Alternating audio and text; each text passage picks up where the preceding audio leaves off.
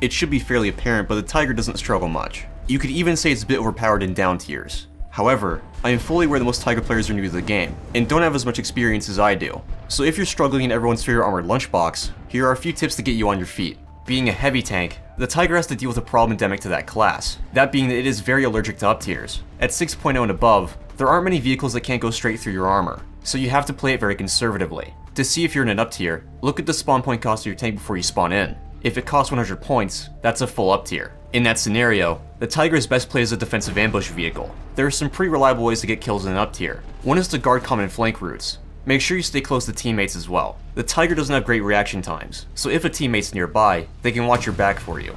It may not be very exciting, but your team will thank you for it. It's better than charging straight in and dying after 5 seconds.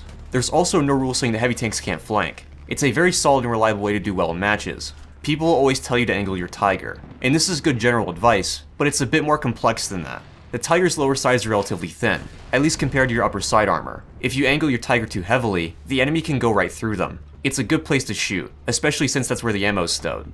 There's a good rule of thumb, and that is to keep the corner of your hold point towards the enemy. One very obvious weak spot is the commander's cupola. This is more of an issue on the H1 than the E, but even 75 Shermans can exploit it from any angle. Most people don't know it's an option, but try to hide it behind corners when you can. I suppose you could also hide it behind a bush, but it depends what you value more, your stats, or the respect of your fellow players.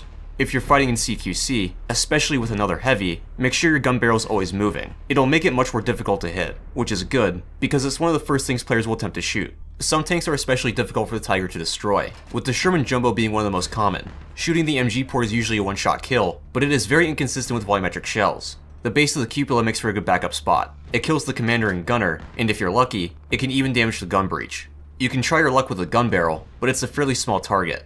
If the Jumbo player isn't very smart and angles his hull, shoot the lower side. It's only 38mm thick. This is good advice for all later Sherman variants, as that's where the ammo is kept. If you shoot the center bogey, it is almost always a one-shot kill. Finally, if you don't notice an immediate improvement, don't get too upset. You'll get better the more you play, but War Thunder is called frustrating for a reason. Sometimes you'll die and there's nothing you could have done to prevent it. Anyway, I hope those tips help, and I'll see you guys on the next video.